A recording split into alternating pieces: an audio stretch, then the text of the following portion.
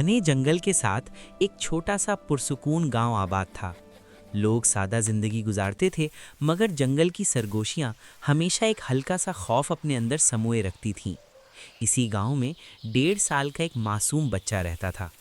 एक शाम जब सूरज दरख्तों के पीछे डूब रहा था और आसमान सुनहरी रंग में ढल चुका था, बच्चा घर के सहन में खेल रहा था। अचानक झाड़ियों में हलचल हुई। किसी को संभलने का मौका न मिला। एक बड़ा सा रीछ आया और पल भर में बच्चे को उठाकर जंगल की गहराइयों में ले गया। गांव में कहराम मच गया। लोगों ने मशलें लेकर सारी रात जंगल छान मारा, मगर न बच्चे का सुराग मिला न रीछ का। सबने समझ लिया कि बच्चा अब इस दुनिया में नहीं रहा। वक्त गुजरता गया, जख्म तो भरने लगे, मगर माँ बाप के दिल का दुख कभी कम न हुआ। मगर जंगल के अंदर एक हैरानकुन कहानी परवान चढ़ रही थी। वही रीछ जिससे सब खौफजदा थे, उस बच्चे को मारने के बजाय उसका ख्याल रखने लगा। शुरू में बच्चा रोता रहा, डरता रहा, मगर आहिस्ता आहिस्ता जंगल उसका घर बन गया। रीछ उसे नुकसान नहीं पहुंचाता था, बल्कि उसके करीब रहता उसे खतरनाक जानवरों से बचाता। वक्त गुजरता गया, बच्चा घुटनों के बल चलने से दौड़ने लगा। उसने दरख्तों पर चढ़ना सीख लिया, नदी से पानी पीना, फल तलाश करना और जानवरों की आवाज़ें समझना सीख लिया। वो इंसानों की ज़बान भूलने लगा, मगर जंगल की ज़बान सीख गया। 8 साल बीत गए।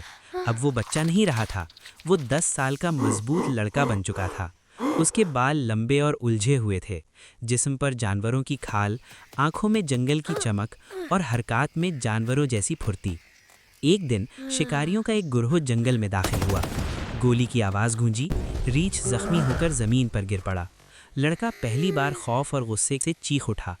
वो रीछ के पास बैठ गया, उसे हिलाने लगा, मगर अब बहुत देर हो चुकी थी। इसी लम्हे गांव के चंद लोग वहां पहुंचे। उन्होंने एक अजीब मंजर देखा। एक जंगली सा लड़का जख्मी रीछ के पास बैठा रो रहा था। लोग उसे पहचान न सके, मगर उसकी आंखों में कुछ जाना पहचाना सा था।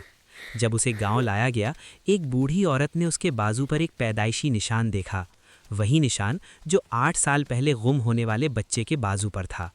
माँ ने उसे देखा तो उसकी चीख निकल गई, आंखों से आंसू बहने लगे, बाप के हाथ कांपने लगे। वो उनका बेटा था, जिंदा, मगर अब वो मुकम्मल इंसान भी नहीं रहा था और मुकम्मल जंगली भी नहीं। उसे दोबारा बोलना सिखाया गया, लोगों के साथ रहना सिखाया गया। शुरू में वो रात को जंगल की तरफ देखकर अजीब सी आवाज़ें निकालता, जैसे किसी को पुकार रहा हो। शायद वो अपने रीछ को याद करता था, जिसने उसे मारने के बजाय पाल लिया था। वक्त के साथ वो लड़का इंसानों की दुनिया में ढल गया, मगर उसकी आंखों में हमेशा जंगल की गहराई और एक रीछ की याद बसी रही। ये कहानी हमें ये सिखाती है कि फितरत कभी-कभी इंसान से ज़्यादा मेहरबान हो सकती है, और मोहब्बत वहाँ भी मिल सकती है जहाँ हम सिर्फ खतरा देखते हैं।